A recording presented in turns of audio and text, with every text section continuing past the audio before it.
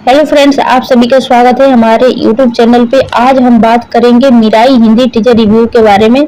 तेजा सजा ब्रह्मास्त्र में प्रवेश करती है, कल्कि से मिलती है 2898 ईस्वी की दुनिया और मुझे आश्चर्य है कि क्या यह किसी ब्रह्मांड में विस्फोट हो सकता है। तेजा सजा और मंजू मनोज की मिराई का टीजर मुझे पहले से ही कल्कि और ब्रह्मास्त्र के साथ एक अल्पनीय ब्रह्मांड की कल्पना करने पर मजबूर कर रहा है। यहाँ हमारे पिछले कुछ सालों में फिल्म निर्माण महत्वाकांक्षी और महंगा हो गया है। दरअसल पिछले कुछ सालों में विभिन्न उद्योगों ने विश्वस्तरीय VFX के साथ कई उच्च बजट वाली मिथक आधारित सुपर हीरो दुनियाएं बनाई है। इसी सूची में एक और अखिल भारतीय फिल्म जुड़ रही है। तेजा सज्जा अवनीत और कार्तिक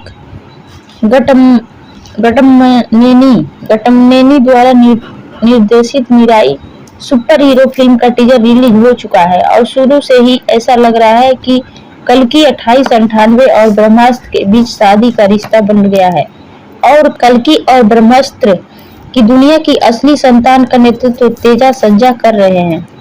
हालांकि जैसे ही मिराई टीजर का पहला फ्रेम अमिताभ बच्चन के अश्वत्थामा के समान दिखाई देता है, जो कल्कि में एक कहानी सुनाता है, या ब्रह्मास्त्र में भी ऐसा ही करता है। मेरे पास एक बहुत ही उचित प्रश्न है, क्या हम एक नए मूल दृश्य के साक्षी बनने वाले हैं या बस लगातार विस्तारित हो रहे हैं। तेजी से जमे हुए ब्रह्मांड का एक और टुकड़ा है जो इसमें और अधिक सुपर हीरो दुनियाओं को जोड़ता है, आकाश गंगा को आजाद करता है। 2 मिनट 20 सेकंड के इस टीजर में वो सब कुछ है जो एक भव्य सुपर हीरो फिल्म के लिए जरूरी है। जबरदस्त VFX, अतीत की एक पौराणिक घटना जो भविष्य में एक सुपर हीरो के जन्म की ओर ले जाती है। तेजा सज्जा अब भी उतने ही आकर्षक लग रहे हैं जितने हनुमान में थे, लेकिन मुझे अभी भी यकीन नहीं है कि यह ठीक से बन पाया या नहीं।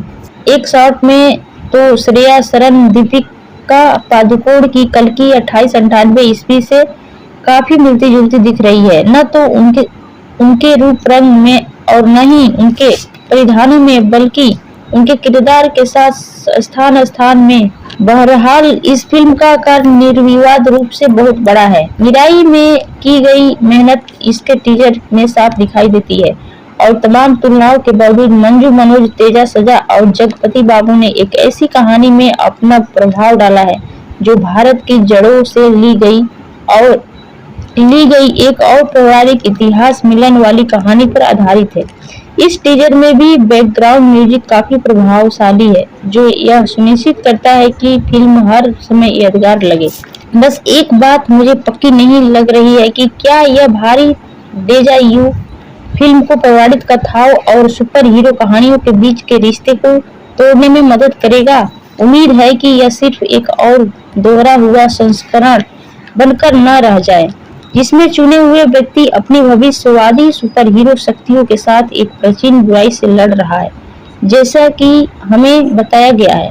लेकिन उम्मीद अभी भी कायम है, क्योंकि पश्चिम में हैरी पॉटर और थार से लेकर यहाँ ब्रह्मास्त्र और कल्कि 2898 ईस्वी तक हर सुपर हीरो कहानी का खाका यही है। दरअसल मैं सचमुच चाहता हूँ कि भारतीय सिनेमा अपने व्यावसायिक मॉडल को दरकिनार करके इन सभी सुपर हीरो की दुनियाओं को, जो एक दूसरे से बिल्कुल अलग होते हुए भी एक दूसरे से बहुत मिलती जुलती हैं, एक साथ जोड़ दे, उन्हें एक ही ब्रह्मांड का हिस्सा बनाने दे और किसी न किसी मोड़ पर एक दूसरे से मिले।